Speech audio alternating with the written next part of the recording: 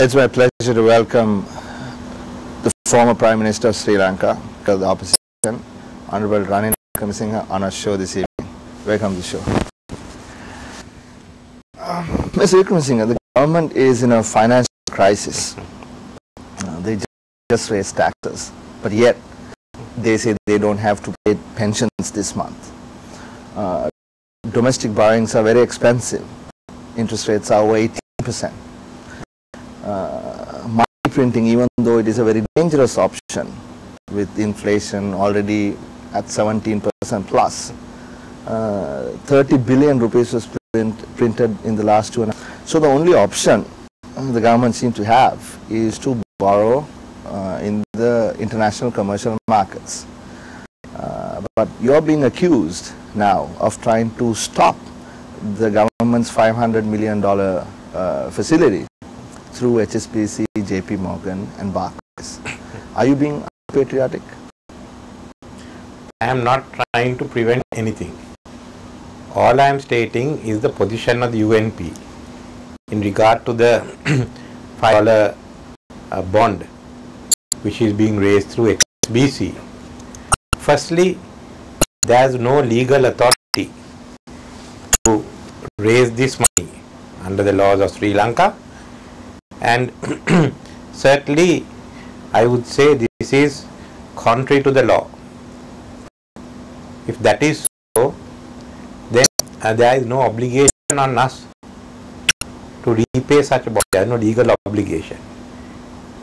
Now that's the first one. So I have found the legal position. Secondly, is this bond necessary at this moment for Sri Lanka? We don't think so. I don't think this country can afford this bond, especially if you look at the technical terms given in this presentation made by the central bank.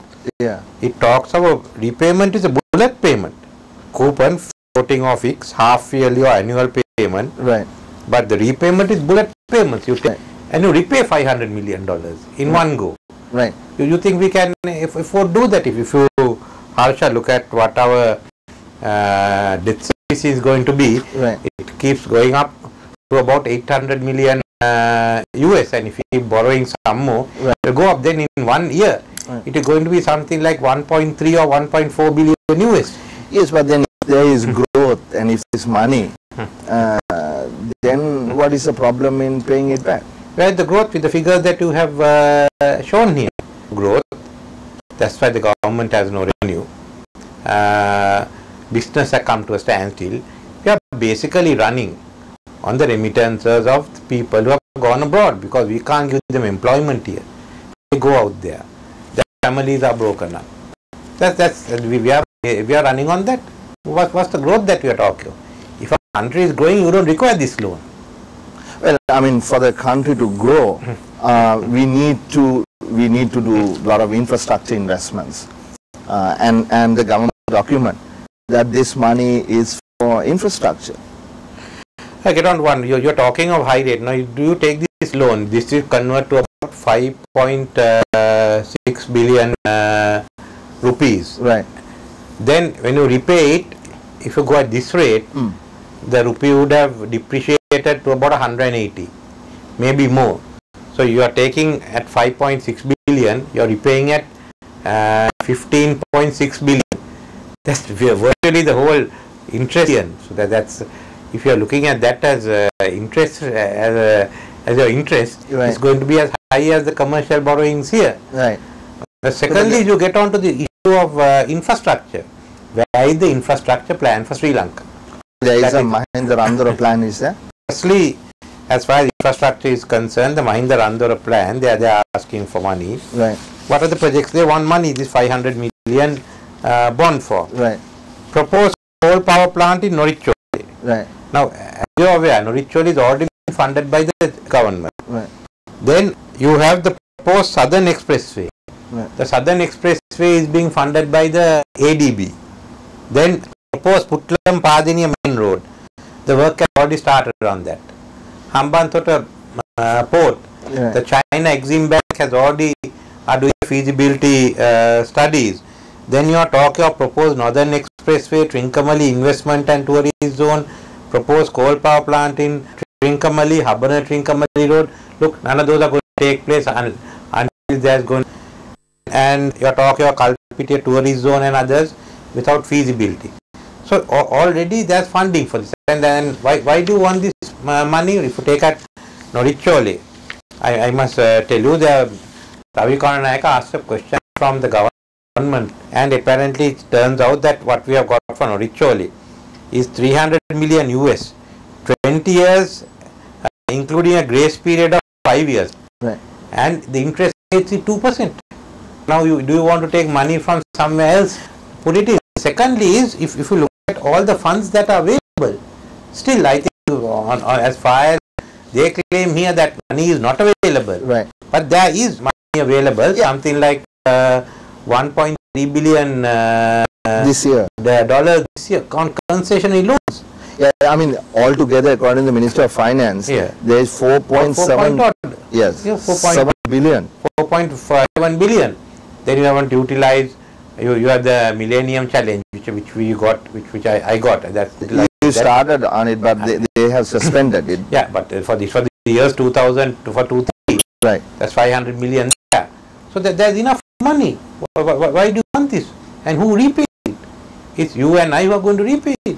So at the end of the day. So then, if there is money available for these infrastructure projects, then I mean, what do you think they are trying to do with asking for this money again? That's one of the issues. I mean, why do you want this money?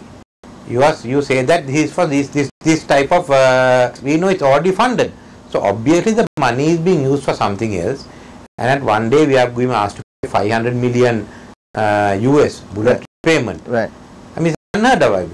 We take loans, but we never repay on this basis. If you take a loan and build a house, yes, you are not asked to repay the money in one go, one shot in 5 years time. How can the country face it? And since this is not legal, we have now said we will not honor it. If the bank wants to go ahead and give it, they do so at their own risk. You are saying yes, the act of borrowing is not legal. This borrowing is not authorized, right. And it is not in it's not in accordance with the law.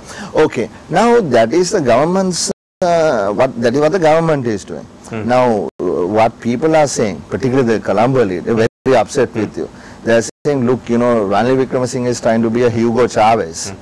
You see, he is saying he will cancel the HSBC license. And they are also saying, look, you know, he is getting involved in some internal shareholder battle of, I mean, how true are those statements? Firstly, as far as the banking license is concerned, if you violate the law, you have to cancel the license of that bank. Why is it if HSBC has violated the law of this country, then their banking license has to be cancelled. This is very serious. And it's serious, but then they might even, by doing this, they may even be violating some of the criteria put down by the Financial Services Authority in the UK. So, responsible banking issue that HSBC is facing now. Of course, the internal battle is about the interest of shareholders. I am looking after the interest of Sri Lankans. But you could find something in common. For instance, what are the shareholders saying? The shareholders are saying that the interests of the shareholders are not being looked after. Right. And when they look at their incentive scheme, apparently you can get up to like 7 times your annual salary in preference shares. And you look at the way the incentives are done, it has no relation to improving the performance. This is attributed as one of the reasons for underperformance. Let's say HSBC goes ahead and gives this loan. Then someone in the senior management will put this on and will be entitled to more preference shares in the company. Then the UMP comes and he says we don't repay it. We're not going to repay it. It's not legal.